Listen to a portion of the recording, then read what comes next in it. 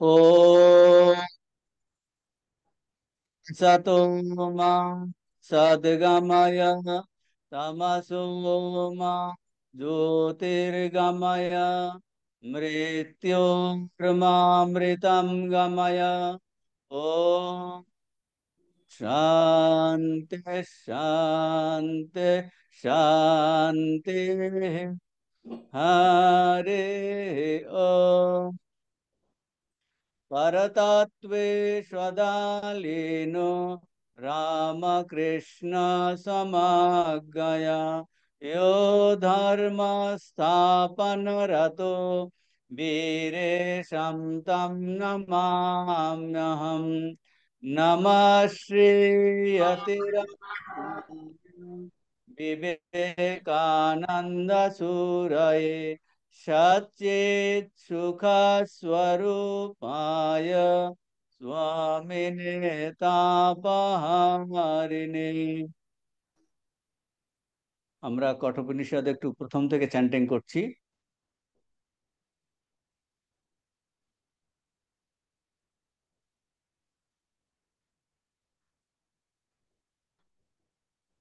আমাদের আলোচ্য বিষয় স্বামীজির জ্ঞান যোগের বক্তৃতাবলী, দি অ্যাবসলিউট অ্যান্ড ম্যানিফেস্টেশন, ব্রহ্ম ও জগৎ। হেডিংটা খুব কঠিন, আমরা বোধহয় দুটো ক্লাসে আলোচনা করেছি।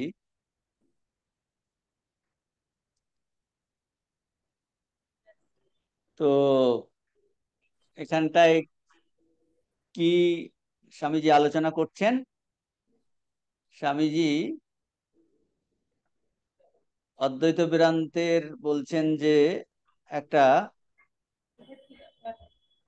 সব থেকে কঠিন জিনিস আলোচনা করছেন। কি?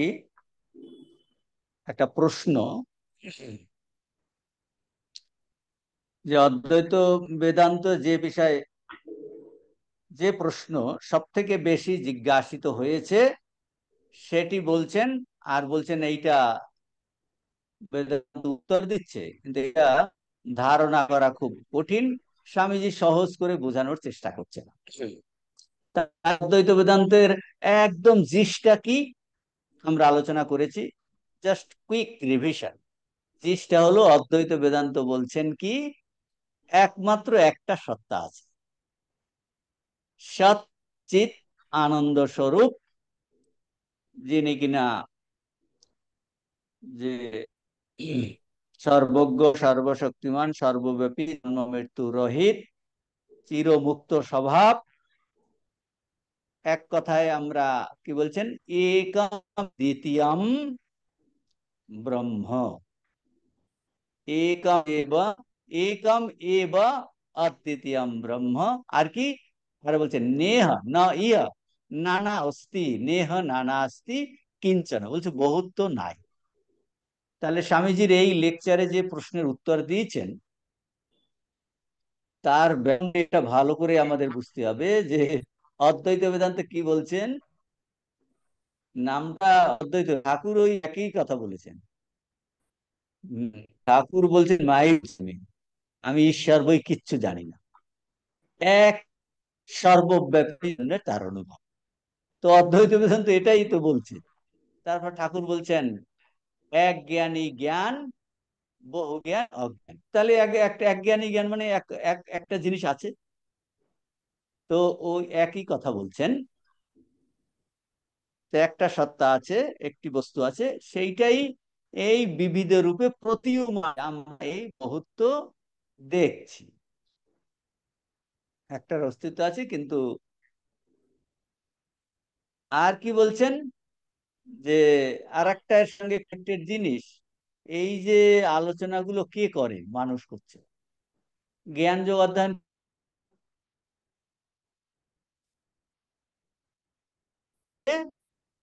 আমি একজন জীব, আমি আত্মা, আমি জীব, আমার জীবাত্মা। এখন অদ্বৈত বেদান্তের সঙ্গে কানেক্ট করে এটাও বুঝতে হবে। কি বুঝতে হবে? অদ্বৈত বেদান্তের ভাষায় বলতে গেলে, কেন আপনাকে কানেকশন করে কিন্তু বুঝতে হবে, তা না হলে জিনিসটা ওই দূরে আকাশের কোনো জিনিসের মতো থেকে যাবে। কারণ এই যে জ্ঞান যোগের আলোচনা হচ্ছে, এটা যে আমার সঙ্গে, আমার স্বরূপ, এই মুহূর্তে আমি কে, তার সঙ্গে যে সম্পর্ক, এইটা সব সময় আমাদের মনে রাখতে হবে। তো বলছেন যে অদ্বৈত বেদান্তের ভাষায় বলতে গেলে এই যে আমরা বলছি আমি আত্মা, এই আত্মাই হলো কে, ব্রহ্ম। ওই যে এক তত্ত্বের কথা বলছেন, যে একটাই সত্তা আছে, আর বলছে এই আত্মাই হলো সেই সত্তা, আত্মাই হলো ব্রহ্ম। বলছে এটা কখন, যখন ঠিক ঠিক ভাবে আমাদের বিচার জ্ঞান আসে, অজ্ঞান চলে যায়, আমরা কি দেখতে পাবো, মানুষ দেখতে পায়, মানুষের নেক্সট স্টেজ হবে সাধক, সাধক দেখতে পায়, দেখতে পায় মানে সাধকের অনুভব হয় কি, যে এক দুটি বস্তু নাই, এক বস্তুই আছে। তাহলে এইটা আমাদের খেয়াল রাখতে হবে। অর্থাৎ কি না, সে নিজেই সেই অনন্ত ব্রহ্মস্বরূপ, ব্রহ্মাণ্ড স্বরূপ। তাহলে এতগুলো জিনিস একসঙ্গে এসে যাচ্ছে, বুঝতে পেরেছেন? উত্তর দিচ্ছে ওটা, যে অদ্বৈত বেদান্তের যে সব থেকে কঠিন প্রশ্ন, যদি এক থেকে থাকে, তো বলছে তো এক বস্তু আছে, ঠাকুর বলছেন এক জ্ঞানই জ্ঞান, একটা জিনিস আছে, দুইটা জিনিস নাই। আর তার সঙ্গে আমার সম্পর্ক কি, বলছে আমি সেই অনন্ত স্বরূপ, সেই সত্তাটা নিজের। এখন স্বামীজি এই প্রসঙ্গে একদম লেকচারের লাস্টে বলবেন ধর্ম কি। আমরা সবাই ধর্মজীবন, আধ্যাত্মিক জীবন যাপন করতে চাই। দেখুন খুব সুন্দর স্বামীজি ডিরাইভ করছেন এখানে, ধর্ম হলো এই অদ্বৈত বেদান্ত বলেন, ধর্ম কি, অনন্ততার সঙ্গে এক হওয়াই একমাত্র ধর্ম। আমরা কি বলছি, কোথায় যাচ্ছ, মন্দিরে যাচ্ছি, কোথায় যাচ্ছ, বেলুড় মঠে যাচ্ছি, কোথায় যাচ্ছ, আশ্রমে যাচ্ছি, কোথায় যাচ্ছ, তীর্থ দর্শনে যাচ্ছি, তাই না? না, ভগবানকে, ভগবানকে পেতে যাবো, ভগবানের প্রতি মন হবে, আমি ভগবান চাই, অর্থাৎ কিনা আমি মুক্তি চাই, এটসেট্রা এটসেট্রা, ব্র্যাকেটের মধ্যে আছে। তো এখন বলছেন যে আলটিমেটলি আমাদের এই যে অনন্ত সত্যে এক হব, তার জন্যই আমাদের যত কিছু ক্লাস বলুন, ধর্মকর্ম বলুন, তীর্থ দর্শন, সেই থেকে এক হব, সেইটাই হলো একমাত্র ধর্ম। আর সেই কি বলে, ভগবানের এই ব্রহ্মের স্বরূপ, অনন্ত সত্তা, অনন্ত জ্ঞান, আর অনন্ত আনন্দ বলেন, অখণ্ডম সচ্চিদানন্দম। এখন প্রশ্ন হলো, কি প্রশ্ন, এ হলো অদ্বৈত বেদান্তের সিদ্ধান্ত। শোনা শোনা যাচ্ছে না, শোনা যাচ্ছে না, শোনা যাচ্ছে, মাঝে মাঝে কেটে যাচ্ছে। ওম, শোনা যাচ্ছে না, না মাঝে মাঝে কেটে যাচ্ছে। মহারাজ, এই হ্যাঁ, টপিকটা আরেকবার রিপিট করুন, তখন আচ্ছা, ঠিক আছে, একটু একটু কেটে যাচ্ছে না, হ্যাঁ কেটে যাচ্ছে। একটু কেটে কেটে হুম, যাচ্ছে। আচ্ছা, ঠিক আছে। হুম, না এখানটা আসলে লোডশেডিং হয়ে গেছে, ওই জন্য। হুম, এই যে যন্ত্রের বিভ্রাট, এলো মাধ্যম,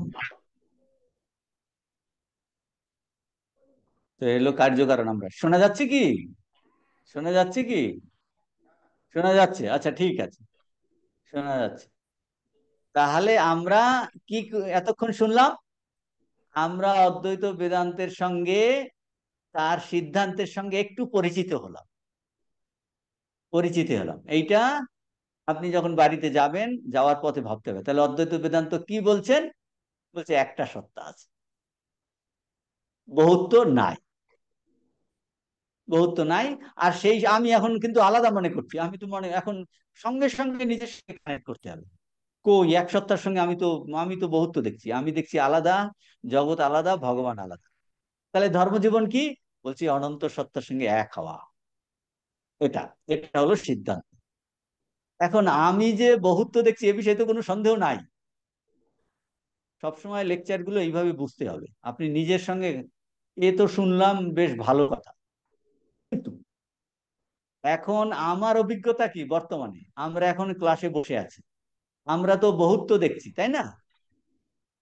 এখন তাহলে যদি এক সত্তা থেকে থাকে, সেই এই বহুরূপে প্রতিমান হয়েছে, তাই তো ঋষিরা বলছে। তাহলে এক বহুরূপে প্রতিমান হচ্ছে, তাহলে এক, সেই এক, আর এখানে দেখছি সীমিত। আপনি টেবিলে বসে আছেন, বিল্ডিংটা সীমিত। তাহলে সেই অনন্ত সত্তা, অসীম যিনি, তিনি কি সসীম হতে পারেন? Infinite, can the infinite become finite? বুঝতে পারছেন কিনা? এই প্রশ্নটা বুঝতে হবে, যে আমরা সেই এক সত্তা আছে, তার সঙ্গে আমি এক, আমি অনন্ত স্বরূপ, অথচ আমার অভিজ্ঞতা হলো ফাইনাইট, সসীম। তাহলে অসীম কি সসীম হতে পারে? এইটাই হলো প্রশ্ন। Can the absolute absolute become relative? নিরপেক্ষ জিনিসটা আপেক্ষিক হতে পারে কি? যে ইন্ডিপেন্ডেন্ট, সে কি ডিপেন্ডেন্ট সাপেক্ষ হতে পারে? সে যে কিনা মুক্ত স্বভাব, free, can he be bound? যিনি কিনা পূর্ণ স্বরূপ, তিনি কি অপূর্ণ হতে পারেন? এই হলো প্রশ্নটা। প্রশ্নটা এইটা আর কি। বুঝতে পারছেন? স্বামীজি এই প্রশ্নের উত্তর দিচ্ছেন। ব্রহ্ম ও জগৎ, ব্রহ্ম কি? ব্রহ্ম যে অনন্ত সত্তা, আর জগৎ কিন্তু সীমিত। তাহলে এই সেই অসীম কি সীমিত জগৎ হয়েছেন? এই প্রশ্ন সত্যি সত্যি এটা হতে পারে কিনা, হতে পারে, এইটা আলোচনা করছি। এইটার জন্য স্বামীজি ওই যে ছবিটা ইউজ করেছেন এই লেকচারে। ছবিটা ইউজ করেছেন যে আহ, ক হলো ব্রহ্ম, আর একদম নিচে হলো জগৎ। তাহলে ব্রহ্ম, মনে করি যে ব্রহ্ম জগৎ হয়েছেন কিভাবে হয়েছেন? একটা মিডিয়ামের মাধ্যমে। মিডিয়ামটা কি? দেশ কাল নিমিত্ত। তাহলে ব্রহ্ম ও জগৎ, দি অ্যাবসলিউট অ্যান্ড ম্যানিফেস্টেশন, এইটা হলো লেকচারের হেডিং। তাহলে বলছেন এই অদ্বৈতবাদের মূল কথা কি? এই যে ব্রহ্ম ক, তিনি জগৎ হয়েছেন কিসের মাধ্যমে? বলে দেশকাল নিমিত্তের মাধ্যমে, টাইম স্পেস কজেশনের মাধ্যমে। তো বলছেন কিন্তু ব্রহ্মতে এই দেশকাল নিমিত্ত নাই, দেশকাল নিমিত্ত নাই। তো আর দেশকাল নিমিত্ত কিন্তু নাই। তাহলে কি দাঁড়াচ্ছে? একদিকে ঋষিদের অনুভব কি? একমাত্র এক ব্রহ্ম বস্তু আছে, এক ভগবান আছে, ঠাকুর বলছেন, সমস্ত ঋষিরা বলছেন, স্বামীজি বলছেন। তো তো একদিকে হলো একমাত্র যে এই ব্রহ্মবস্তু, যাতে যেখানে কিন্তু কোনো দেশ কাল নিমিত্ত নাই, বহুত্ব নাই। অন্যদিকে কি? এই যে আমরা জগৎ দেখছি, আমাদের অভিজ্ঞতা কি?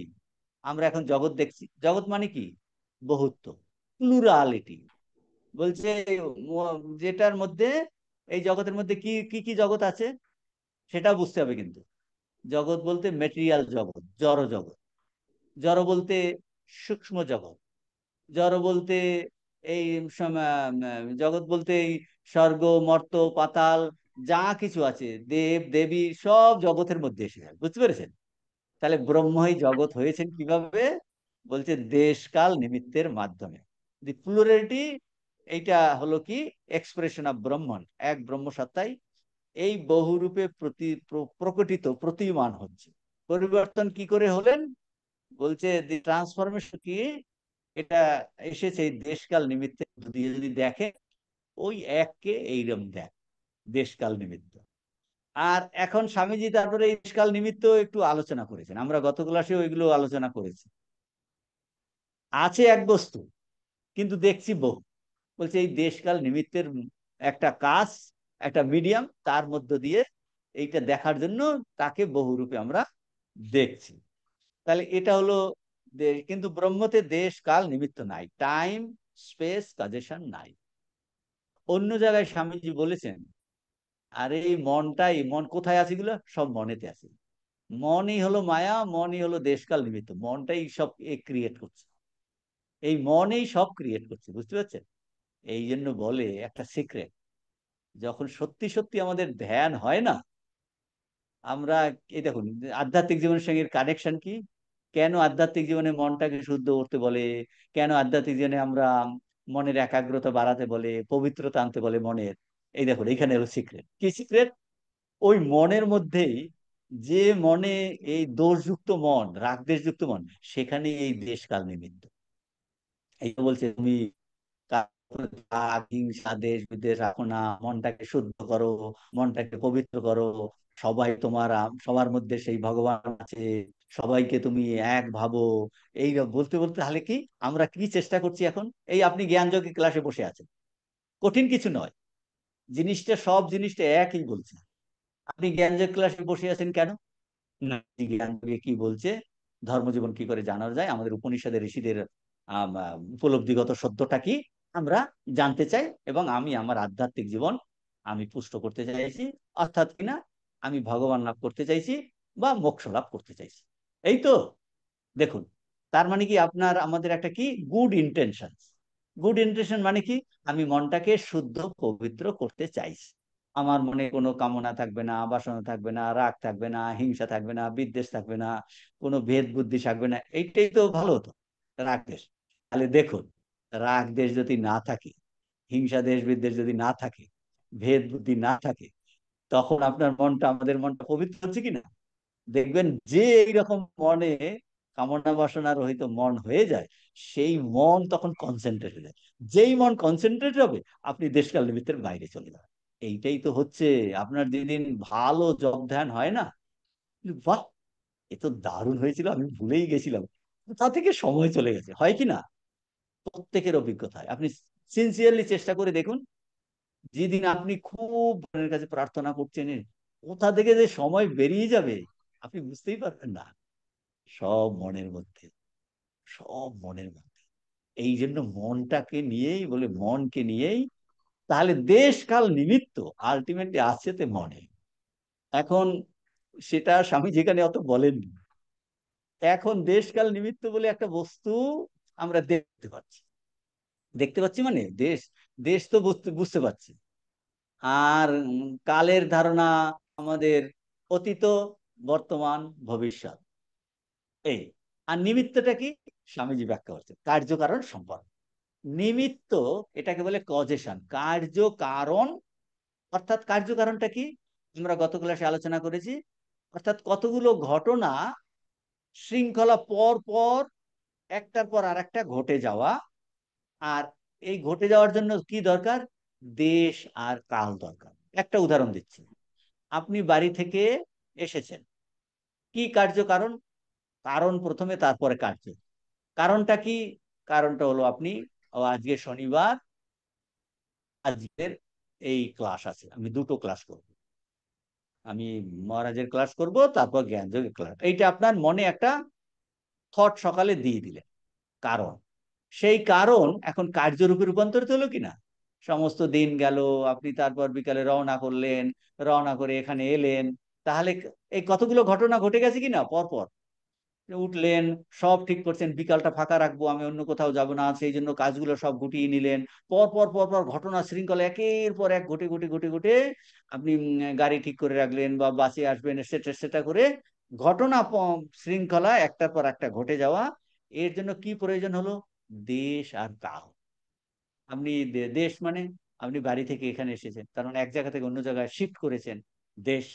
আর কালের ধারণা, সকালের একটা কালের ধারণা, এখন আর একটা বিকাল 6টার সময় ক্লাস, দেশ আর কাল। মানে এই ঘটনাগুলো পরম্পরা হয়ে যাওয়ার জন্য দেশ আর কাল দরকার, ঘটনার জন্য দেশ কালের এই দূরত্ব দরকার, পরপর ঘটনা ঘটে যাওয়া, মানে টাইমের ধারণ।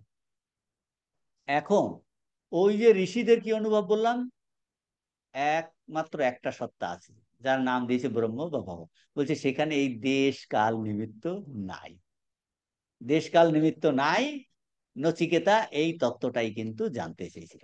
এয়ম প্রেতে বিচিকিৎসা মনুষ্যে অস্তিত্বে কে নায়ম অস্তিতি চাইকে এতদ বিদ্যা মনুষ্যিষ্ট স্বয়াহম বরা নামেশ বরাস্ত্রীকে। নচিকেতা এই দেশকাল নিমিত্তের বাইরে যে তত্ত্বটা আছে এইটা জানতে চাইছে, যার দেশকাল নিমিত্তের মধ্যে যা আছে তা ধ্বংস হবে। আর ও কি জানতে চাইছে? যেটা মৃত্যুতেও ধ্বংস হবে না। সেইটা আমরা আর একটা মন্ত্র চ্যান্টিং করলাম, ওই আগেও আলোচনা, ওই যে অন্যত্র ধর্মাদ, অন্যত্রা ধর্মাদ, যেটা ধর্ম অধর্ম থেকে আলাদা, ভূত ভবিষ্যৎ বর্তমান থেকে আলাদা, পাপ পুণ্য থেকে আলাদা, কার্য কারণ থেকে আলাদা। বুঝতে পেরেছেন? ওই মন্ত্রতে এইগুলো বলেছে। ওই মন্ত্রটা এই জন্য আমরা আলোচনা করেছিলাম, আলোচনা করেছিলাম। দেখুন এই মন্ত্রটা পরিচিত মন্ত্র, অথচ স্বামীজির ওইটা জানা থাকলে স্বামীজির এখানে এই লেকচার বুঝতে কাজে লাগছে, কাজে লাগছে। তো কি বলছেন যে নচিকেতা এই ঋষিদের অনুভব, একটা তত্ত্বের অনুভব যেখানে ধর্ম নাই, অধর্ম নাই, কার্য নাই, কারণ নাই, এইগুলো নাই। আর সেই তত্ত্বটা কিন্তু আমার সঙ্গে, আমি সেটা আমার স্বরূপ, তার সঙ্গে এক হয়ে যাওয়াটাই হলো ধর্মজীবন। কিন্তু এখন আমার বহুত্বের ধারণা আছে। আর বহুত্ব কেন আছে? বলে ওই দেশকাল নিমিত্তের মাধ্যমেই তিনি এই বহুরূপে প্রতীয়মান হচ্ছেন। আর তাই তিনি হলেন, তাহলে আমি বহু বহু দেখছি কেন? বলছে ওই তিনি, যিনি ওই যে দেশকাল নিমিত্ত, তিনি অ্যাকচুয়ালি প্রতিমান হচ্ছেন, কিন্তু এই মনটা নেওয়াতে ওই আমরা মন রূপ কাচের মাধ্যমে সব দেখছি। বুঝতে পারছেন? মন রূপ চশমা, চশমা দিয়ে আপনি অনেকে দেখছেন তো, মনটা হলো একটা চশমা। এই মন রূপ চশমা দিয়ে আমরা দেখার জন্য এই বহুত্ব আমাদের অনুভব হচ্ছে। তো এখন আমরা তারপর আলোচনা করেছিলাম ঠাকুরের জীবনের অনুভব দিয়ে আলোচনা করেছিলাম, যে এই জিনিসগুলো স্বামীজি তো বলছেন, এইগুলো ঠাকুরের জীবনে কি করে অনুভব হচ্ছে সেটা আমরা শ্যামপুকুরে এই নির্বিকল্প সমাধি, তারপর আরো আলোচনা করেছিলাম। কি আলোচনা করেছিলাম? লীলা প্রসঙ্গে গুরুভাব পূর্বার্ধে, এই যে ভাব সমাধি দর্শন, যে এই যে একত্ব তত্ত্বের অনুভব, কারণানাম কারণম, কারণম কারণানাম, সমস্ত কারণের যিনি, এটাকে বলে কারণাতীত কারণ। কারণাতীত ওই যে কার্য কারণ, তার পিছনে যিনি আছেন তাকে বলা হয় কারণাতীত কারণ। ওরে তোর কার্য কারণ সব অকারণ, কার্য কারণ সব। তো ঠাকুরের জীবনে এই যে কারণম কারণানাম, তার অনুভব কি করে হয়, আমরা সেটাও লীলা প্রসঙ্গ থেকে আলোচনা করেছি। কেন? এই তত্ত্বগুলো শুধু তত্ত্ব নয়, এইগুলো জ্ঞান জেগের শুধু লেকচার নয়, এটা যে ঋষিদের অনুভব, এটা যে ঠাকুরের অনুভব, জীবনে অনুভব কি করে হয়, তার প্রমাণ আমরা এই লীলা প্রসঙ্গে ডিটেইলস বর্ণনা করা আছে, যে এই অনুভব জীবনে কি করে। আর বলছে প্রত্যেকের এই অনুভব হতে পারে। বুঝতে পারছেন? এইটা যে একজন আর প্রপার্টি সেটা নয়, আপনারও এই অনুভব হতে পারে, আপনারও এই অনুভব হবে। ঠাকুর বলছেন যে সবাই মুক্ত হবে, কাশিতে কেউ অভুক্ত থাকে না, কেউ সকালে দুপুরে, কেউ বলছে কেউ সন্ধ্যেবেলাতেও খাবার পায়। মানে এই অনুভব আমাদের হতে হবে। সেই জন্যই না আমরা এই অধ্যয়ন করছি ঋষিদের অনুভব। মানে আমরা এই অনুভব চাই। কি অনুভব চাই? যেখানে কারণম কারণানাম, যেখানে দেশ নাই, কাল নাই, ধর্ম নাই, অধর্ম নাই, পাপ নাই, পুণ্য নাই, এইগুলার বাইরে যে সত্তা, সে কিনা আমার স্বরূপ, আমরা সেটা অনুভব করতে চাই। তার জন্যই আমরা কিন্তু অধ্যয়ন করছি। তাছাড়া আমাদের এই সব ক্লাস করার দ্বিতীয় কোনো উদ্দেশ্য নাই, নাই, নাই উদ্দেশ্য। এখন এইটা অনুভব করতে গেলে আমাদের ওই বুদ্ধি আছে, তো মন বুদ্ধি আছে, ও যুক্তি দিয়ে বুঝতে চায়। সেই জন্য আমরা, স্বামীজি আমাদের এই যুক্তি তর্ক দিয়ে এগুলো বোঝাচ্ছে। স্বামীজি আরো আলোচনা করছেন। এখন প্রশ্ন হলো যে, কি প্রশ্ন হলো? এই যে দেশকাল নিমিত্তের মধ্য দিয়ে ওই ব্রহ্মবস্তু বহুত্ব প্রতিমান হচ্ছে, আর তখনই আমাদের মধ্যে কি অনেক প্রশ্ন জাগে। আপনারা দেখুন এই ক্লাসের পরেই আমাদের প্রশ্নের মাস্টার একজন আছেন, উনি কিন্তু যেই প্রশ্ন, আমি বলি প্রশ্ন আছে কিছু, সঙ্গে সঙ্গে প্রশ্ন করবেন। মানে এই প্রশ্নগুলো কেন আসছে? বলে দেশকাল নিমিত্তের মধ্যে আমরা যে কেন প্রশ্ন করি, এটা না, প্রশ্ন করা ভালো, প্রশ্ন করা তো ভালো নিশ্চয়ই। আমরা তো এই জিনিসগুলো তদ্বিদ্ধি প্রণিপাতে না পরিপ্রশ্নে না সেবায়া উপদেক্ষন্তি তে জ্ঞানম জ্ঞানীনা তত্ত্বদর্শিনা। বলছে, বলছে এই প্রশ্ন সব আমাদের উপনিষদ, এই সব গীতা, সব প্রশ্ন উত্তর। কারণ এক এক কাঠা তত্ত্ব বোঝা যায় না তো, সেই জন্য প্রশ্ন করা খারাপ না, প্রশ্ন তো ভালো। কিন্তু আমাদের এই প্রশ্ন কেন? প্রশ্ন আসছে, আমরা প্রশ্ন জিজ্ঞেস করি, স্বামীজি বুঝাচ্ছেন বাংলা বইয়ের 84 পাতাতে। এগুলো বারবার কেন আলোচনা করছি, এগুলো আগেও আলোচনা করেছি, আমরা ভুলে যাই, হঠাৎ করে আমি শুরু করলে বুঝতে পারবেন না, সেই জন্য সিনপসিস করে দিলাম।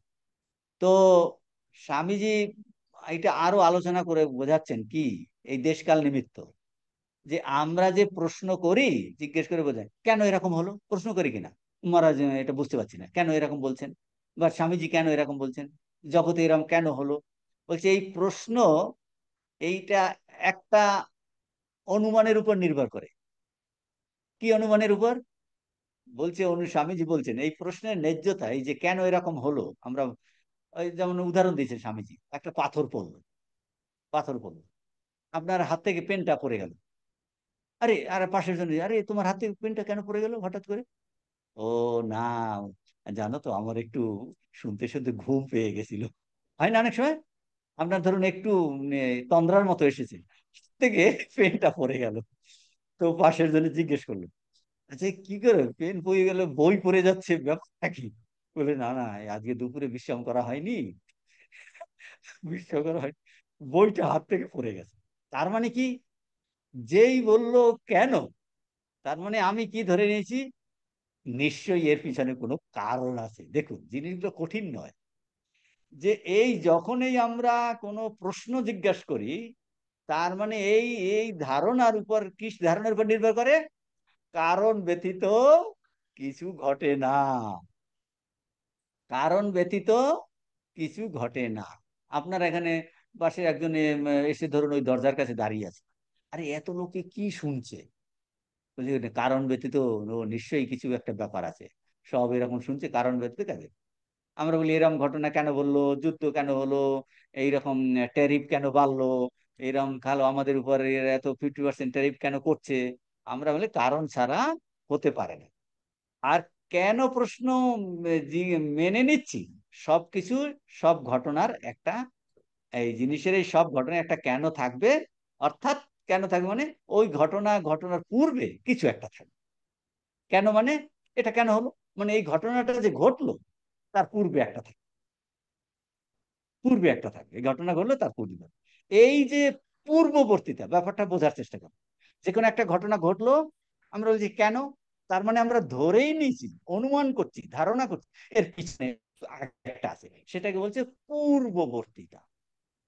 পূর্ববর্তীতা, এই পূর্ববর্তীতা আর পরবর্তীতা, এরপরে সেটা ঘটলো, ও এইটা হলো, এইটাকে বলা হয় নিমিত্ত, কার্য কারণ।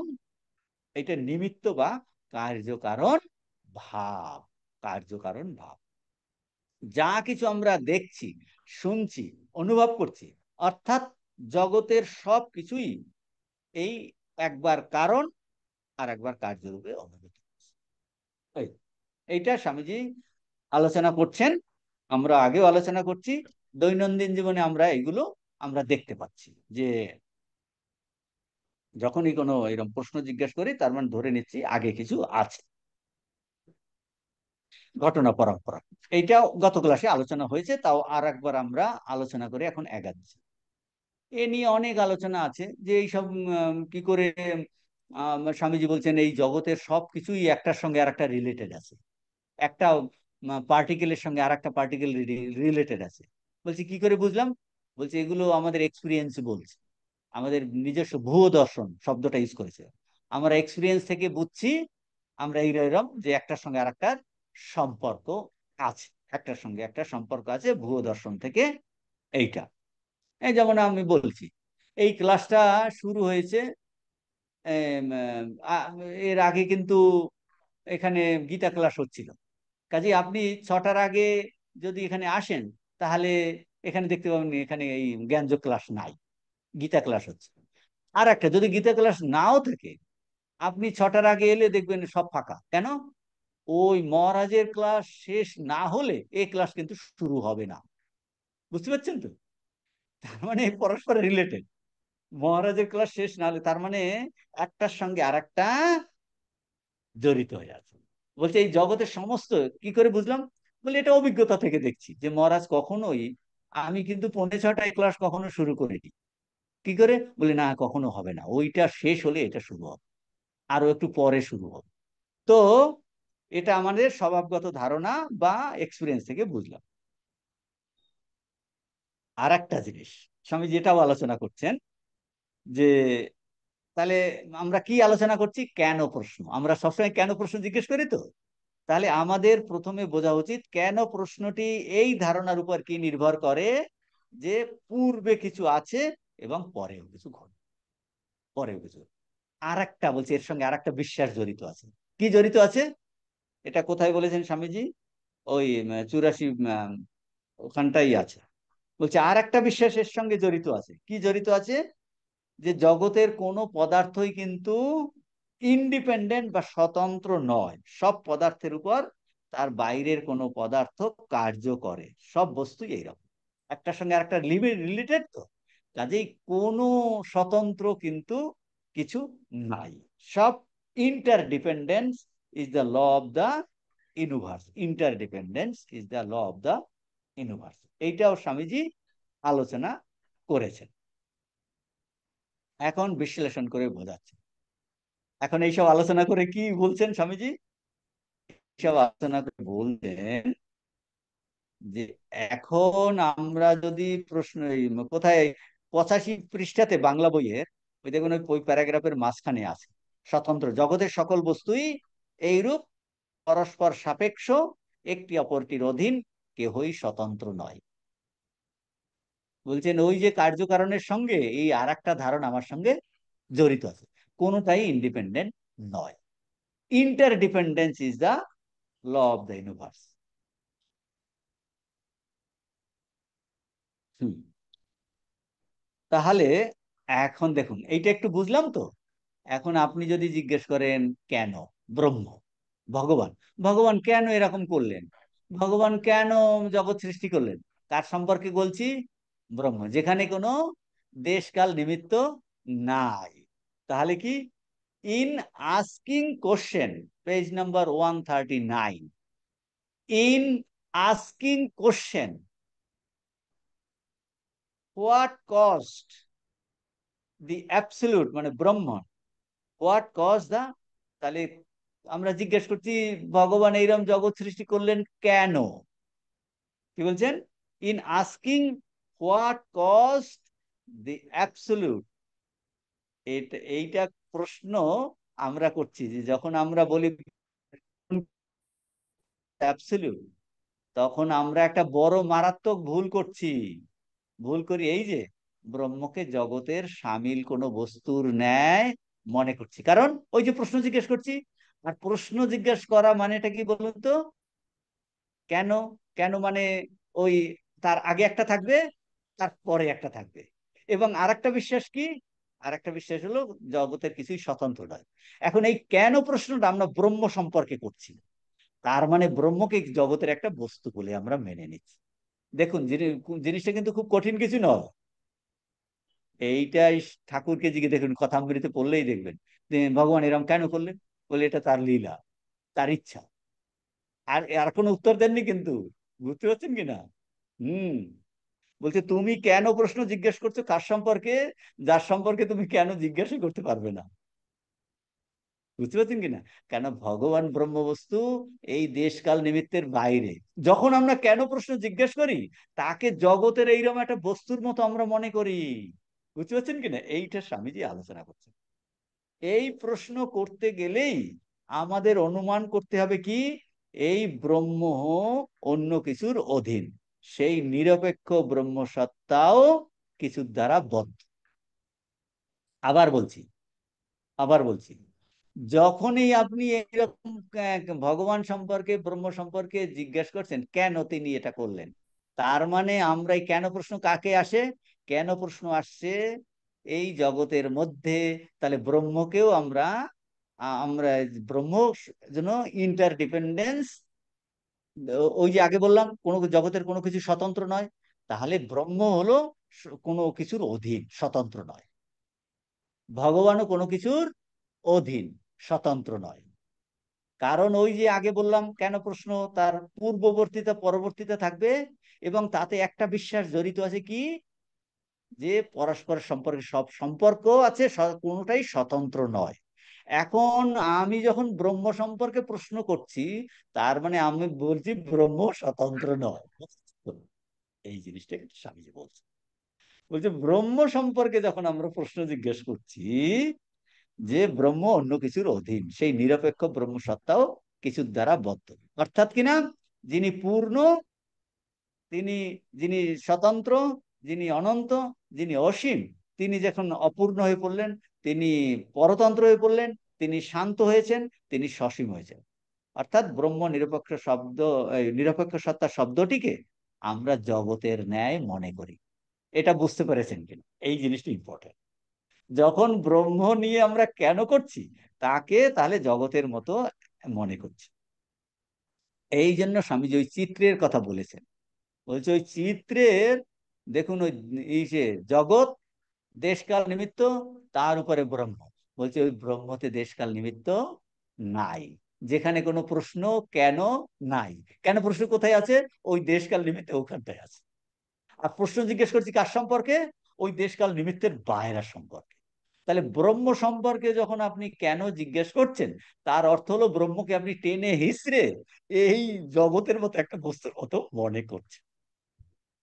বুঝতে পারছেন কিনা? হ্যাঁ, এইটা বলেছে। তো এটার কথা বলছেন, the absolute there is neither time space or causation, it is one. আর একটা দিন দিয়ে বোঝাই, যেখানে এক বস্তু আছে, সেখানে কিন্তু আর কোথাও নাড়াচাড়া দ্বিতীয় প্রশ্ন করার লোক নাই। এইগুলো পরে ঠাকুর বলল না, নুনের পুতুল সমুদ্র মাপতে গেছিল, খবর দিতে পারেনি। সে তো যা দিয়ে তৈরি সমুদ্র, ও তাই দিয়ে তৈরি, তাতে গলে গেল। তার মানে তার আর প্রশ্ন করার কোনো হিম্মতেই রইল না। বুঝতে পারছেন কিনা? কোনো হিম্মতই রইল না। এইটাই তো আমরা সেদিন ঠাকুরের ওই ভাব সমাধি দর্শনে যখন বললো না, কুণ্ডলিনী শক্তির জাগরণ হয়, একের পরে এক হৃদয়ে ওঠে, তারপর কণ্ঠে, কণ্ঠে ছাড়িয়ে তারপরে যে দর্শন হয়, বলছে যেই ভুরুর মধ্যে যায়, বলছে তারপর বলছে কে যেন চেপে ধরছে, বলার মতো কেউ, মানে ইন্দ্রিয়ের কাজ, বাক, এগুলো সব বন্ধ হয়ে যাচ্ছে। বুঝতে পারছেন কিনা? এই দেশকাল নিমিত্ত বলছে, শরীরের মধ্যে এই অনুভব কি করে হয়, এইটা ঠাকুর প্যালপেবল ব্যাখ্যা করছেন। ওই অবাঙ্মনস অগোচরণ, যেখানে বাক নাই, সেইটা বলছে এই জীবনে এইরকম অনুভব হয়, যেখানে বাক্য আর কাজ করে না, বাক্য আর কাজ করে না। তো এইটা বলছেন যে to ask this question, page number 139, to ask this question we have to suppose that absolute is bound by something. এইটা আছে কোথায়? Page number 139, that it is dependent on something,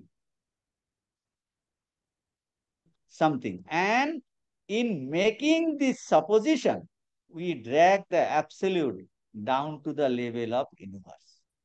এখন দেখুন এগুলো দৈনন্দিন জীবনে কি করে আসে।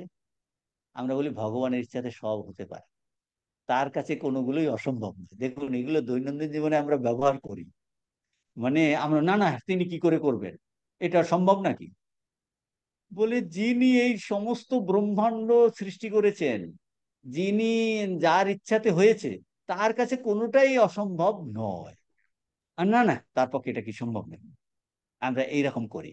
দেখুন তাকে আমরা কি ভাবছি, যেহেতু অনেক জিনিস আমার পক্ষে সম্ভব নয়, ও ভগবানকেও কি ভাবি, ওই রকম একটা বস্তু আমার পক্ষে সম্ভব নয়, ভগবানের পক্ষেও সম্ভব নয়। বুঝতে পারছেন কি না? হ্যাঁ। তো for the absolute there is neither time space causation, it is all one, that which exist. তারপর স্বামীজি বলছেন, এই that which exist by itself alone cannot be, cannot have any cause. এই জন্য শিবকে বলা হয় স্বয়ম্ভু।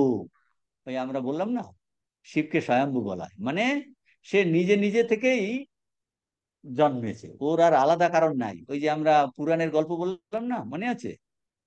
শিবের যে মহাদেবের হবে, বিয়ে হবে, তারপর জিজ্ঞেস করছে, এসে ছেলে দেখতে আসে না, ওই রকম আর কি। পুরাণে তো এগুলো গপ্প করে বলেছে। তোমকা বাপ কা নাম কা হ্যায়, महादेव के जिक्र, हमारा बाप का नाम है विष्णु, विष्णु का बाप कौन है? अरे विष्णु का बाप मैं ही मानी। বুঝতে পারছেন তো? আলাদা কোনো কারণ নাই, এইটা বোঝাচ্ছে। বুঝতে পারছেন? পুরাণের গল্পগুলো একটু রোচক করে এগুলো বোঝাচ্ছে। হ্যাঁ, রোচক করে এটা বোঝাচ্ছে। তো মানে আলাদা কারণ নাই। আর কারণ জিজ্ঞেস করা মানেটা কি, তাকে জগতের মতো একটা বস্তুতে আমরা নামিয়ে আনছি।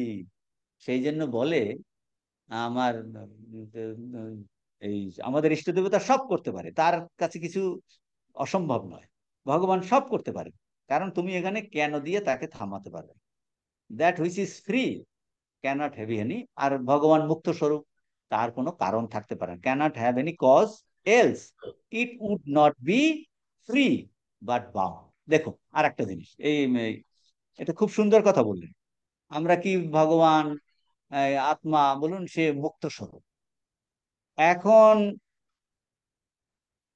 সেই যিনি মুক্ত স্বরূপ, তার কোনো কারণ থাকতে পারে না। বলছে মুক্ত স্বরূপের যদি কারণ থাকে, তাহলে সে মুক্ত হবে না। ব্যাপারটা বুঝুন, মুক্ত স্বরূপের যদি কারণ থাকে, বলছে তাহলে সে মুক্ত হবে না, সে বদ্ধ হয়ে যাবে। কারণ ওই যে আগে কারণ আছে। তাহলে মুক্ত যিনি স্বরূপ, ফ্রি, ফ্রিডম ইটসেলফ, তার কোনো কারণ থাকতে পারে না। যদি সে কারণ থাকে, বলে তাহলে সে বাউন্ড হয়ে যাবে। এই হলো ব্যাপার, সে জগতের মতো একটা বস্তু হয়ে যাবে। That which is has relativity cannot be free. যেটা আপেক্ষিক, সেটা ফ্রি হতে পারে, সেটা কিন্তু ফ্রি হতে কখনো পারে না। কাজেই এই যে যা কেবল নিজের 85 পৃষ্ঠাতে আছে বাংলা বইয়ে, যা কেবল নিজের অস্তিত্বে নিজে প্রকাশিত, নিজের অস্তিত্বে যা একম এব দ্বিতীয়ম, তার কোনো কারণ থাকতে পারে না। কারণ একই আছে, দ্বিতীয় নাই, তার কোনো কারণ থাকতে পারে না। যা মুক্ত স্বভাব, যা মুক্ত স্বভাব, যা কিনা স্বতন্ত্র, তার কোনো কারণ থাকতে পারে না। যেহেতু, তাহলে তিনি মুক্ত হলেন না, বদ্ধ হয়ে গেলেন। এখন দেখুন নিজেদের ক্ষেত্রে এটা, ওং মনোবুদ্ধাহংকার চিত্তানি নাহম নচ শ্রোত্র জীবে নচ ঘেরানো নেত্রে নচ বোম ভূমির নতেজ না বায়ু চিদানন্দ রূপহ শিবহম শিবহম। বলছে আমি সেই সচ্চিদানন্দ স্বরূপ, শিবহম শিবহম। আমার আলাদা কোনো কারণ নাই। সেই জন্য বলছে আমার পিতা নাই, মাতা নাই, বন্ধু নাই, সখা নাই। আমার এই আমি এই ইন্দ্রিয় নই, মন নই, বুদ্ধি নই। আমার গুরু নাই, আমার শিষ্য নাই, আমার ধর্ম নাই, আমার অধর্ম নাই, কিচ্ছুটা নাই। এগুলো কেন বলছে? কারণ আমার স্বরূপ হলো ওই কার্যকারণের অতীত। এই জন্য এইসব স্তোত্র, এইগুলো যত আপনি ওই দেখবেন, দুর্গাপূজা আসছে, আপনি দেখবেন দেবীর স্তুতি এসেটা, সব জায়গাতে ওই এক কথা বলা আছে। সর্বত্র দেখবেন সব এক কথা বলা আছে, তিনি এ করে সবের বাইরে, সবের বাইরে। তো বলছে যে মুক্ত স্বভাব স্বতন্ত্র, তার কারণ থাকতে পারে না। যদি তা বলি তার কারণ আছে, তাহলে সে মুক্ত হলেন না, বদ্ধ হলেন। আর যার বিধাতে রিলেটিভিটি আছে, আপেক্ষিকতা আছে, সে কখনো মুক্ত হতে পারে। Das we see the very question why the infinite become the finite is an impossible one, for it is self contradict. দেখুন এই জিনিসটা এসে গেছে। তিনি ব্রহ্ম কেন জগৎ হলেন? আরে তুমি ব্রহ্ম সম্পর্কে জিজ্ঞেস করছো, সে মুক্ত স্বভাব, পূর্ণ স্বভাব। তো তার সম্পর্কে ইনফাইনাইট বিকাম ফাইনাইট, এইটা একটা ইম্পসিবল কোশ্চেন, সেটা কোশ্চেনই করা যায় না। Thus we see the very question why the infinite, অর্থাৎ ব্রহ্ম দি অসীম, became the finite is an impossible one, for it is self contradictory. একদিকে তুমি বলছো ব্রহ্ম সেলফ কন্ট্রাডিক্টরি কেন? দেখুন অনেক সময় নিজে পুরো পরে বুঝতে পারবে না। প্রশ্নটা করা ব্রহ্ম সম্পর্কে, ভগবান সম্পর্কে, কেন তিনি এই রকম হলেন, এই প্রশ্নটা করা বলছে সেলফ কন্ট্রাডিক্টরি। কারণ, কারণ হলো, বলছে তুমি ব্রহ্ম, ভগবান সে হলো মুক্ত স্বভাব, সে হলো সত্য, সে হলো অনন্ত, তাকে নিয়ে তুমি টেনে কি করলে তিনি কেন হলেন? বলে তাহলে এই প্রশ্ন করাটাই কিন্তু একদম অন্যায়, impossible, self contradictory. Self contradictory কেন?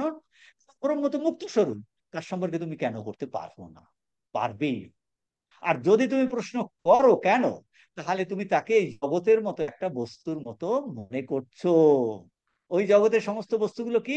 কার্য কারণ, আর পরস্পরের স্বতন্ত্র নয়, ইন্টারডিপেন্ডেন্স। এই জিনিসটা সহজে আলোচনা করছে। বোঝা গেল? এইটা জিনিস আমি জানাচ্ছি। আর বলছেন এইটা আমাদের অতএব বোঝা যাচ্ছে অনন্ত কেন শান্ত হলো এই প্রশ্ন ভ্রমাত্মক, স্ববিরোধী। তুমি অনন্ত বলছো, আবার বলছো শান্ত, সবদি ওটা কন্ট্রাডিক্ট করছে। তাহলে তুমি তোমার অনন্তের ধারণার মধ্যে গন্ডগোল আছে। এখন স্বামীজি আরো সহজ করে, আরো সহজ জিনিসটা বোঝানোর চেষ্টা করছেন, অন্য দিক দিয়ে বলছেন। কি অন্য দিক দিয়ে? দেখুন, অন্য দিক দিয়ে বলছেন, দেখুন পৃষ্ঠা 85-তে আছে না? অন্য দিক দিয়ে বলছেন, এই কোথায় আছে, পৃষ্ঠা 85-র সেকেন্ড প্যারাগ্রাফে আছে। আমি কিন্তু খুব ধীরে ধীরে এইগুলো এগোচ্ছি, একটু ইয়ে আছে তো, কিন্তু সরে ধীরে ধীরে বললে বুঝতে পারবেন। এখন স্বামীজি বলছেন, আচ্ছা ধরে নিলাম, আমরা অনেক সময় ধরে নিই না তর্কের খারিতে, ধরে নিলাম, কি ধরে নিলাম? ধরে নিলাম কি, আমরা বুঝলাম যে ব্রহ্ম কি রূপে, হ্যাঁ জগৎ হয়েছে, জগৎ হয়ে নেন। আর ব্রহ্ম কি? অনন্ত, অসীম। তিনি তিনি জগৎ হয়েছেন। তাহলে অনন্ত আমরা ধরে নিলাম, অনন্ত স্বরূপ ব্রহ্ম জগৎ হয়েছে। বলছে তাহলে ব্রহ্ম আর ব্রহ্ম থাকবে কি? যদি ধরে নি যে ব্রহ্ম অনন্ত, তিনি শান্ত হয়েছেন, ব্রহ্ম তিনি জগৎ হয়েছেন, বলে ব্রহ্ম কি আর ব্রহ্ম থাকবেন? অনন্ত কি আর অনন্ত থাকবেন? অনন্ত ব্রহ্ম, বলছে না, তাহলে অনন্ত ব্রহ্ম আপেক্ষিক হয়ে যাবে। বলছে তোমার ওই ব্রহ্ম, তোমার ওই ভগবান যদি শান্ত হন, এইভাবে বুঝাচ্ছেন, বুঝছেন? ধরে নিলাম তর্কের খাতিরে তিনি এইসব হয়েছেন, বলে ধরে নিলাম, বলে তাহলে আর ব্রহ্ম ব্রহ্ম থাকবে না। হ্যাঁ, হ্যাঁ। বলছে তিনি তো তাহলে কি হয়ে যাবেন? বলছে আপেক্ষিক হয়ে যাবে, বলছে সে আর ব্রহ্ম নয়। এইটা স্বামীজি এগুলো আরো আবার অন্যভাবে বোঝাচ্ছে। Page number 140। এখন আর একটা জিনিস বুঝো, এই এটা নূতন আর একটা জিনিস কি, এটা একটা বোঝালেন আগেরটা, যে ধরে নিলাম ব্রহ্ম যদি এই, অসীম শান্ত হলো, অনন্ত ফাইনাইট হলো, বলছে তাহলে আর ব্রহ্ম ব্রহ্ম থাকবে না, সেই ভগবান আর ভগবান থাকবে না। এখন আর একটা জিনিস বলছে, কি জিনিস? দেখুন কঠিন জিনিস নয়, আমাদের দৈনন্দিন জিনিস দিয়ে এটা বুঝতে পারবে। বলছেন আমাদের জ্ঞান কাকে বলে? What is knowledge?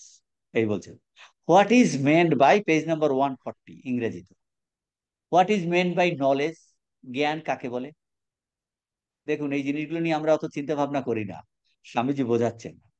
What is meant by knowledge in our common sense idea, it is only something that has become limited by our mind that we know, and when it is beyond our mind, it is not knowledge, it is not knowledge. এমনি পড়লে মনে হচ্ছে কঠিন। দেখুন ব্যাপারটা কি বলেছে, মোটামুটি আমরা জ্ঞান বলতে কি বুঝি, বাংলাটা পড়ছি, মোটামুটি আমরা জ্ঞান বলতে আমরা কি বুঝি? যে কোনো বিষয় আমাদের মনের বিষয়ীভূত হয়, অর্থাৎ মনের দ্বারা সীমাবদ্ধ হয়, তা আমরা জানতে পারি। এটা কি বলছে বলুন তো? দেখুন, আপনি, আপনার হাতে পেন আছে কিনা, সামনে বই আছে কিনা? দেখুন, আমার এখানে মোবাইল আছে, আমি এটা কি বলে, আমি হাতে ধরে বললাম এটা মোবাইল। এটা কি করলাম বলুন তো? মানে এটা একটা অবজেক্ট, এটাকে বলে আমি অবজেক্টিফিকেশন, মানে আমি এইটা, তাহলে কি মোটামুটি আমরা জ্ঞান বলতে কি বোঝে, যে কোনো বিষয় আমাদের মনের বিষয় ভিতর, এটা আমার মনের বিষয় ভিতর, যে আমার এটা মোবাইল। তার সামনে একটা পেন আছে, বই আছে, এটাকে বলে অবজেক্টিফিকেশন, যে এটা কি হলো, বলছে ও এটা মোটামুটি আমাদের মনের বিষয় ভিতর, অর্থাৎ মনের দ্বারা সীমাবদ্ধ।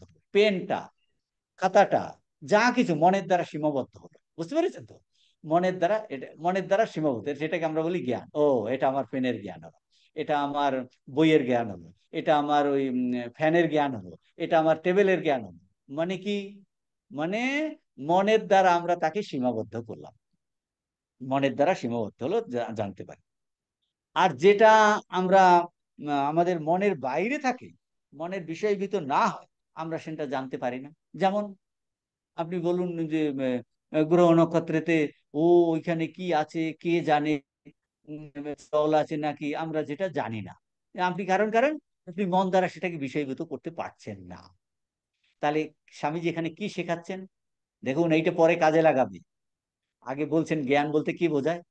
জ্ঞান মানে অবজেক্টিফিকেশন, এটাও পরে আলোচনা করবে। জ্ঞান মানে কি? জ্ঞান মানে যে কোনো বিষয় আমাদের মনের বিষয়ীভূত। আরো এক্সাম্পল দিচ্ছি। আমি এখন কথা বলছি, আপনারা শুনছেন, এটা আপনার মনের বিষয়ীভূত হচ্ছে। যেই আপনি কোনো জায়গাতে বুঝতে পারছেন না, বললেন দাঁড়ান দাঁড়ান দাঁড়ান মহারাজ, বুঝতে পারছি না, দাঁড়ান দাঁড়ান, মানে মনের বিষয়ভূত আপনি করতে পারেননি। বুঝতে পারছেন? এই সমস্ত জিনিসগুলো আমরা যা দেখছি, টেবিল চেয়ার জামা কাপড় খাওয়া দাওয়া বই পড়া এটসেট্রা, সব মনের বিষয়ভূত। এটাকে বলছি জ্ঞান। আমার টেবিলের জ্ঞান হলো, আমার বইয়ের জ্ঞান হলো, আমার ফ্যানের জ্ঞান হলো, সব এই মনের দ্বারা বিষয়ভূত হলো। যেটা আমার মনের বাইরে, বলছি সেটা মনের দ্বারা আমি ধরতে পারলাম না, ও এটা আমি জানি না, সেটাকে বলছি আমরা জানতে পারি না। পেজ নাম্বার 140-তে আছে নাও। এখন দেখুন এই যুক্তিটা স্বামীজি কাজে লাগে। বলছেন Brahma absolute. Now if the absolute becomes limited by the mind. ওই যে জ্ঞান কাকে বলে? জ্ঞান হলো মনের দ্বারা বিষয়ভূত, মানে মনের দ্বারা সীমাবদ্ধ হবে জিনিসটা। আমি মনের দ্বারা সীমাবদ্ধ, এখন অ্যাবসলিউট ব্রহ্মকে মনের দ্বারা সীমাবদ্ধ করলাম, কারণ আমি ব্রহ্মকে জানছি। If the absolute becomes limited by mind, মনের দ্বারা যদি ব্রহ্ম ভগবান সীমাবদ্ধ হয়, ইট ইজ নো মোর এ ব্রহ্ম। দেখুন ঠাকুরের কাছে চলুন না। বলছি তুমি অনন্ত ঢুকোতে চাও কেন? যে ও একটা পিঁপড়ে ভেবেছিল পুরো ইটা চিনির পাহাড়, সে পুরোটা নিয়ে যাবে, চিনির পাহাড় নিয়ে যাবে। ও নিয়ে যাবে মানে পুরো একদম খেয়ে ফেলবে, অনন্তকে ও নিজের ইতে করে দেবে। বলছি এটা কি করে? তুমি এই অনন্তকে বলছে যে ও খেয়ে খেয়ে নেবে, পুরো পাহাড়টা খেয়ে নেবে। এইটা বলছে যে যদি the absolute becomes limited by your mind, it is no more absolute. কারণ আপনার মনের দ্বারা সীমাবদ্ধ হয়ে গেল। বুঝতে পারছেন কিনা? ও একটা পেনের মতো বস্তু হয়ে গেল, মনের দ্বারা পেনটাকে আপনি বিষয়ীভূত করেছেন। এইরকম ভগবানকেও যদি, এই জন্য বলছেন দেখো, মনের দ্বারা তাকে জানা যাবে না। না তত্র চক্ষুর গচ্ছতি না বাগ গচ্ছতি নো মনো না বিদ্মো না বিজানীমো যথৈতদনুশিষ্যাৎ অন্য দেব তদ্বিদিতাৎ অথ অবিদিতাদধি যত বাচো নিবর্তন্তে অপ্রাপ্য মনসা সহ। তত্র উপনিষদ, ওটা কেন উপনিষদ। বলছে সেখানে চক্ষু যায় না, ন তত্র চক্ষুর গচ্ছতি ন বাগ গচ্ছতি নো মনো ন বিদ্মো ন বিজানীমো। বুঝতে পারছেন কিনা? যেই মনের দ্বারা আপনি ব্রহ্মকে একদম বগল দাবা করে ফেলেছেন, বলছে সে আর ব্রহ্ম থাকবে না। বুঝতে পারছেন কিনা? সে আর ব্রহ্ম থাকবে না। সেই জন্য তাকে এই দেখুন, সেই জন্য বলছে হয়ে যেতে হয়। Religion is being and becoming. আপনাকে হয়ে যেতে হবে, হয়ে যেতে হবে, হয়ে যেতে হবে। এই জন্য দেখুন, আমরা বলে প্রথমে সামনে দেখছি ছবিকে ইষ্ট দেবতা আলাদা, হতে হতে হতে হতে সে তার ইষ্ট দেবতার সঙ্গে সে এক হয়ে যাবে, আলাদা কোনো আরো অস্তিত্ব থাকবে না। এটা সমাধি হয়ে যাবে, সমাধি। এখন বহুত্ব আমরা দেখছি। তাহলে ইট ইজ নো মোরে, যদি আমরা অ্যাবসলিউট ব্রহ্ম ভগবানের যে limited by mind, it is no more absolute, it has become, তাহলে কি হলো? সে কিন্তু ফাইনাইট হয়ে গেল, কারণ মনের দ্বারা সীমাবদ্ধ হয়ে গেল। দেখো, এই স্বামীজি কি যুক্তি লাগিয়েছেন, আগে ব্যাখ্যা করলেন জ্ঞান কাকে বলে, সেইটা বলেছেন। জ্ঞান মানে বিষয়ীকরণ, মনের দ্বারা সীমাবদ্ধকরণ, সীমাবদ্ধকরণ finite. Therefore to know the absolute is again a contradiction in term. বলছেন to know the absolute in contradiction in time. কেন কন্ট্রাডিকশন? যেই আপনি বলছেন ব্রহ্মকে জেনে ফেলেছেন, বলছে এটা কন্ট্রাডিকশন, বলছে সে আর ব্রহ্ম থাকবে না। তার মানে ব্রহ্ম, therefore to know the absolute is again a contradiction in terms.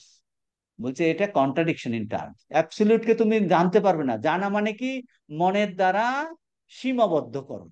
R absolute হলো অনন্ত পূর্ণ স্বরূপ, তুমি মনের দ্বারা কি করে সীমাবদ্ধ, তা আমি ব্রহ্মকে জেনে ফেলেছি। বলছে এই জন্য বলছে তাকে মুখে বলা যায় না, ব্রহ্ম কখনো উচ্ছিষ্ট হননি। ব্রহ্ম কখনো, আমরা পরে আসছি এটা বোঝাবো। দ্যাট ইজ ওয়াই, এই জন্য বলছেন ইংরেজিতে, that is why the question has never been answered. বলছে এই জন্য এই প্রশ্ন কখনো উত্তর দেওয়া হয়নি, because it if it were answer there would be no more be an absolute, তাহলে আর ব্রহ্ম থাকবে না। এই জন্য এই প্রশ্নের উত্তর কখনো দেওয়া হয়নি। বুঝতে পারছেন কিনা? এই প্রশ্নের উত্তর কখনো দেওয়া হয়নি, দেওয়া হয়নি, দেওয়া হয়নি। তাহলে আর সে ব্রহ্ম। এরপরে স্বামীজি বলছেন a God known is no more God. দেখুন ইংরেজিতে আছে এ গড নোন, মানে একটা ভগবান যার জানা হয়েছে। A God known is no more God, he has become finite like one of us. একটা সীমাবদ্ধ বস্তু হয়ে গেল। He cannot be known, he is always the unknowable one. বলছে তাকে জানা যাবে না, এ তিনি কিন্তু অজ্ঞেয়। তাহলে কি বোঝা গেল? জিনিসগুলো কঠিন নয়, ধীরে ধীরে পড়লেই এটা বোঝা যায় যে বাংলা বইয়ের 185 পৃষ্ঠার শেষে আছে দেখুন। এখন স্পষ্ট দেখা যাচ্ছে যদি সেই অনন্ত ব্রহ্ম মনের দ্বারা সীমাবদ্ধ হন, তাহলে তিনি আর অনন্ত রইলেন না, তিনি সসীম হয়ে গেলেন। বুঝতে পেরেছেন? সিম্পল জিনিস। সেই অনন্ত ব্রহ্ম মনের দ্বারা যদি সীমাবদ্ধ হন, মানে আপনি জেনে ফেলেছেন, ব্রহ্মের নলেজ হয়ে গেছে। বলছেন হ্যাঁ, অবিজ্ঞাতম বিজানতম বিজ্ঞাতম অবিজানতম। এখন দেখুন কেন উপনিষদ কাজে লাগছে। কেন উপনিষদ তো পড়ানো হয়েছিল সব, এই সবগুলো ওখানে আলোচনা করেছে। বুঝতে পেরেছেন? মনের দ্বারা, তাহলে মনের দ্বারা যা কিছু সীমাবদ্ধ সে সবই সসীম। দেখুন আপনি যা কিছু মনের দ্বারা সীমা সব সব, অতএব সেই ব্রহ্মকে জানা, এ কথা আবার স্ববিরোধী। ওই ইংরেজিটার বাংলা বললাম, মানে ইংরেজি বাংলা বারবার করে করে করে করে আমাদের এই ধারণা যে তাহলে ব্রহ্মকে জানা মানে এটা স্ববিরোধী। একদিকে ব্রহ্ম, তাকে জানা যাবে না, সে অনন্ত, আবার বলি জানা, তাহলে স্ববিরোধী। এই জন্যই এই প্রশ্নের এ পর্যন্ত উত্তর প্রদত্ত হয়নি। কারণ যদি এর উত্তর পাওয়া যায়, এর উত্তর যদি পাওয়া যায়, তাহলে ব্রহ্ম আর অসীম রইলেন না। ঈশ্বর জ্ঞাত হলে, এ এ গড নোন, মানে ঈশ্বর জ্ঞাত হলে তার ঈশ্বরত্ব থাকে না, তিনি আমাদের মতো একজন, আমাদের মতো একজন। এই চেয়ারখানার মতো একটা জিনিস হয়ে যায়, আপনার পেনের মতো একটা জিনিস, এই চেয়ারের মতো। স্বামী বলছে এই চেয়ারের মতো একটা জিনিস হয়ে যাবে, কারণ চেয়ারটা আমরা জানছি, মনের দ্বারা জানছি। তাকে জানা যায় না, তিনি সর্বদাই অজ্ঞেয়। অজ্ঞেয়, তিনি, তাকে জানা যায় না, সর্বদাই কিন্তু অজ্ঞেয়। এই বলছে। তাহলে এতক্ষণের আলোচনা এখন ঠাকুরের উপদেশের মাধ্যমে বুঝতে হবে। ওই আগে আগে আমরা হিন্ট দিয়েছি, ঠাকুরের উপদেশের মাধ্যমে বুঝে তাহলে একটু সহজ হবে। ঠাকুরের উপদেশ কি? ওই বিদ্যাসাগরের সঙ্গে তার কথোপকথন, এই জিনিসগুলো আলোচনা হয়েছে। কথামৃতি গুলো সব আছে, বুঝতে পেরেছেন? আমরা গড় গড় করে পড়ে যাই, কিন্তু কথামৃতি সব আছে। শ্রী রামকৃষ্ণ পণ্ডিত ঈশ্বরচন্দ্র বিদ্যাসাগরকে বলছেন ব্রহ্ম যে কি মুখে বলা যায় না, সব জিনিস উচ্ছিষ্ট হয়ে গেছে, কিন্তু একটি জিনিস কেবল উচ্ছিষ্ট হয় নাই, সে জিনিসটি ব্রহ্ম। এই সাধারণ দৃষ্টান্ত দিয়ে ঠাকুর এইসব প্রসঙ্গ বলছেন। আর তাতে বিদ্যাসাগরের মতো মহাপণ্ডিত তিনি শুনে অবাক হয়ে যাচ্ছেন। এই কথা স্বামী ঠাকুর অন্যত্র বলেছেন। অন্যত্র কি বলে বলছে, কেমন ঘি, ঘি কেমন, কেমন ঘি না, যেমন ঘি।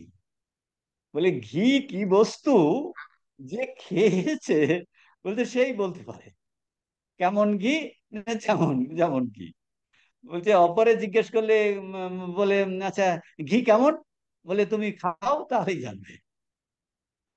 ওটা তো মুখ আস্বাদন বোধ, এই উপনিষদে আছে মুখ আস্বাদন বোধ। বলছে এটা কি কি হবে, কেমন ঘি না যেমন ঘি, কেমন ঘি বলে যেমন ঘি, তুমি খাও তাহলে বুঝবে। আচ্ছা সন্দেশটা কিরকম, নলেন গুলের সন্দেশ, সন্দেশের যে মিষ্টত্ব সেটা তো স্বাদ গ্রহণে, এই মিষ্টি একটা শব্দ, এটা দ্বারা আপনি স্বাদ বুঝতে পারবেন। মিষ্টি, এই মিষ্টি নিয়ে আসছে, মিষ্টি তো একটা শব্দ, মিষ্টিটা শব্দ, এর দ্বারা সেটা প্রতীতি হয় না। যেই আপনি খেলেন, হ্যাঁ, ব্যাস, মুখো আস্বাদন বৎ। ব্রহ্ম কিরকম, ওই ঠাকুরের দেখুন ওই কথামৃতেই আছে, এটা উপনিষদ থেকে ঠাকুর বলছেন। এক একজনের দুই ছেলে, দুই ছেলেকে ইসের কাছে পাঠিয়েছে, বুঝছেন না? তা পাঠিয়েছে, আসার পরে জিজ্ঞেস করছে একজন বড়টাকে, তখন সে যুক্তি তর্ক দিয়ে ব্রহ্ম বোঝাচ্ছে একের পরে এক। বলছে তুমি তো বাপু কিছু বোঝনি মনে হচ্ছে। ছোটকে জিজ্ঞেস করছে, ছোট চুপচাপ একদম, কোনো কথা বলছে তুমি কিছু বুঝেছো শুনি। দেখুন এই কথাগুলো বলছে, এইটা বলছে। তাহলে আমার এখন প্রশ্ন আসছে, তাহলে যে ব্রহ্ম বস্তুকে যিনি আস্বাদন করেছেন, ব্রহ্মের স্বরূপকে যিনি বুঝেছে, তা না হলে এটা বোঝানো সম্ভব নয়। বোঝাবে বা কি করে? তাহলে আপনি বলে আমার প্রশ্ন আসছে আমাদের, তাহলে শাস্ত্র কি করছে? আমরা তো শাস্ত্রের মাধ্যমে এই এই ব্রহ্মের কথা ভগবানের কথা জানছি, বলে শাস্ত্র কি করছে, মহাপুরুষরা কি করছে? মহাপুরুষরা ওই দেখুন, এটাও ঠাকুর বলেছেন এইগুলো ওই বললেন না আপনি সমুদ্রে গেছেন, এই সমুদ্র বলে ও সমুদ্র না হেউ ঢেউ আর মানে এই মানে কি আভাস দিচ্ছি আপনাকে, এক্সাক্ট যে কি সেটা কিচ্ছু বলতে পারছে না, এক্সাক্ট জিনিসটা বলাই যাবে না, আভাস। তো শাস্ত্র মহাপুরুষরা কি করছে? শাস্ত্র মহাপুরুষরা তাহলে কি বলছেন? মহাপুরুষ ব্রহ্মজ্ঞানের এই প্রতিকূলতা, মানে তোমরা যেরকম ভাবছো এটা নয়, প্রতিকূলতা দূর করে দেয়। সেই জন্য এই ব্রহ্মকে বোঝানোর জন্য আর কোনো ল্যাঙ্গুয়েজ ইউজ না করে নেতি নেতি দিয়ে বলছে, এটা নয় এটা নয় এটা নয়। কেন, যে ইতি দিয়ে বলবেন ব্রহ্মকে আপনি সীমিত করে ফেলছেন, বুঝতে পারছেন তো? যেই আপনি ইতি দিয়ে বলছেন এইটা এইটা এইটা, আপনি তাকে সীমিত করে ফেলছেন। তো বলছে নেতিবাচক শব্দ দিয়ে ব্রহ্মকে ব্যাখ্যা করা হয়। অশব্দম, আমরা কঠোপনিষদে পড়ছি, দেখুন কঠোপনিষদ, অশব্দম স্পর্শম আরূপমব্যয়ম তথা অরসম নিত্যম অগন্ধবচ্চযদ অনাদ্যনন্তম মহতঃ পরম ধ্রুবম নিচায়েতান মৃত্যু মুখাৎ প্রমুচ্যতে। বলছে তিনি কি, যেটাকে বলছেন দেখুন, আমাদের যা জ্ঞান তা হলো কি বাক্য ও মনের গোচর, এই যে শব্দ, স্পর্শ, রূপ, রস, গন্ধ, পাঁচটি বিষয়, তো পাঁচটি বিষয়ের জ্ঞান বাক্য মনের দ্বারা। আপনি একটা শব্দ শুনলেন, আপনি এটা বললেন, এটা এইরকম, বাক্য মন গোচর। ব্রহ্ম কি বাক্য মনের অগোচর, অবাং মন সুচরম মনস অবাং মন অগোচরম, সেই জন্য অগান মনসো গোচরম, গোচরম বোঝে প্রাণ বোঝে যায়। ওই যে স্বামীজির কবিতা, বহে মাত্র আমি আমি ধারা, সে ধারাও বদ্ধ হলো, শূন্য শূন্য মিলাইলো, অবাং মনস গোচরম, বোঝে প্রাণ, বোঝে মানে অনুভব, অনুভব, আর কিছু বলার নাই, আর কিছু বলার নেই।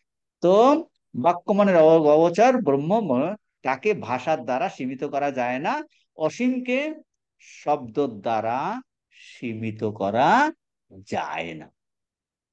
এইগুলো বলছে, এগুলো ইন্ডিকেট করছে। আরে বোঝো না মন ঠারে ঠোরে, ইন্ডিকেট করছে, বোঝো না মন ঠারে ঠোরে। অনেক আলোচনা হয়ে গেল, আর বেশি খাবার দিতে নেই, বুঝতে পারছেন? এখন প্রশ্ন, অনেকটা আলোচনা হয়ে গেছে, পরে ধীরে ধীরে এগোবো। এরপর অন্য একটা প্রশ্ন আসে, তাহলে ব্রহ্ম অজ্ঞাত থেকে যাবে, আমরা কোনো কালে জানতে পারবো না। বলুন কি প্রশ্ন? মহারাজ, আপনি বললেন যে আত্মার ব্রহ্ম সমান, তাহলে আমরা যখন আহ, তাহলে স্বরূপ দর্শন যেটা বলে সেটা আত্মা দর্শন। তা ব্রহ্ম যদি ধরাই না গেল তাহলে তো স্বরূপ দর্শন কোনোদিনই হবে না। এইটাই পরে আসছে। তার মানে তিনি চিরকাল অজ্ঞাত থেকে যাবেন? বলছে না, পরে আসছে ইন্টারেস্টিং টপিক। ইন্টারেস্টিং টপিকটা বলছে আপনারা মনে করবেন না, আপনারা এইরকম মনে করে বাড়ি যাবেন না। স্বামীজি বলছে যে তিনি তাহলে চিরকালই অজ্ঞাত থেকে যাচ্ছেন।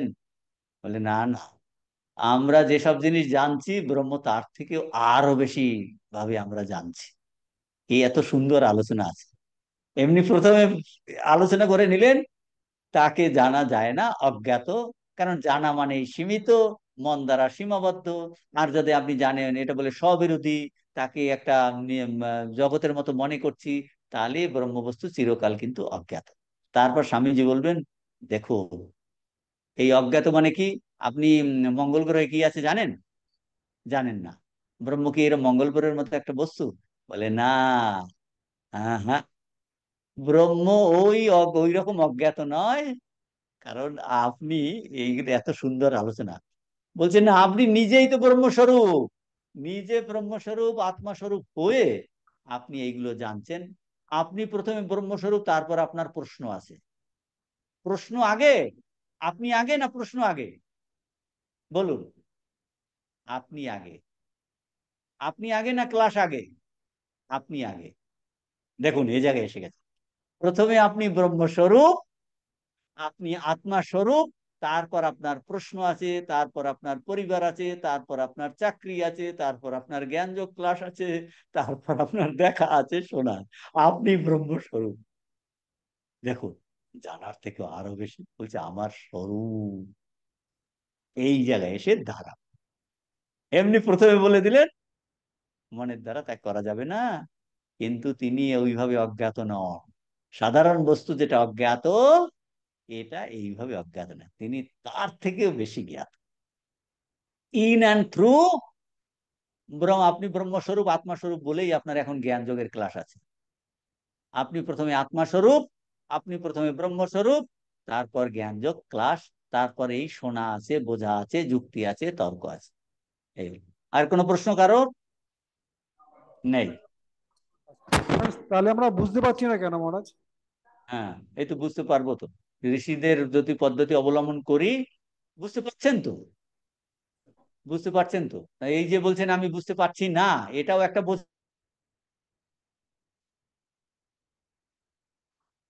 অনুযায়ী যদি তাহলে ঠিক ঠিক ভাবে আমরা বুঝবো। আমরা বুঝছি এখন ভুল ভাবে বুঝছি। ঋষিদের কথা শুনলে আমরা ঠিক ঠিক ভাবে আমাদের ধারণা হবে। এই জন্যই তো এই অবতার পুরুষ আসেন, আমরা সেই অনুযায়ী এই বোঝা তিনি যেভাবে বলেছেন, আমাদের বখাটি বুদ্ধিটা ওইভাবে সেরে ঠিক ঠিক ভাবে আমরা বুঝতে পারবো। এই হলো কথা। আর কোনো প্রশ্ন কারোর? তাহলে এবার শেষ করি। আজকে অনেক ব্রহ্ম সম্পর্কে আলোচনা হলো। স্বামীজি যখন থাউজেন্ড আইল্যান্ড পার্কে ছিলেন, তখন ওই যে মিস্টার ডকি, তার বল্ড হেড, মাথায় কোনো চুল ছিল না। স্বামীজি সকালে ব্রেকফাস্টে, প্রত্যেক দিন তো আনসারটাকে খেতে হলো, আলটিমেটলি বলতো তুমি সেই নিত্য শুদ্ধ বুদ্ধ মুক্ত ব্রহ্মস্বরূপ। তারপর স্বামীজি ব্রেকফাস্ট টেবিলে বসে আছেন, বলছেন ও উনি আসছেন। উনি খুব বৃদ্ধ ভদ্রলোক। বলে ওই মিস্টার ব্রহ্মণ ইজ কামিং। উনি সবসময় স্বামীজি, আমি তাহলে ব্রহ্ম না? আর স্বামীজি রসিক, রসিক তো, বলছে ওই মিস্টার ব্রহ্ম ইজ কামিং। তো আমাদের মাথাটা এতক্ষণ ব্রহ্ম ব্রহ্ম চিন্তা করে কি হয়েছে, এখন এই চিন্তাটা নিয়ে আপনি এখন বাড়ি যান। কি? যে এক অদ্বৈত বেদান্ত বলছে একটা তত্ত্বই আছে, আর সেটাই আমার স্বরূপ। এইটা উপলব্ধি করার চেষ্টা। ওম নামাদা নামিদম নাথ নামোদাচ্যতে নাস্য নামাদায় নামেবাবশিষ্যতে। ওম শান্তি শান্তি शांति। हरि ओम तत्सत। श्री रामकृष्णार्पणमस्तु। ठीक।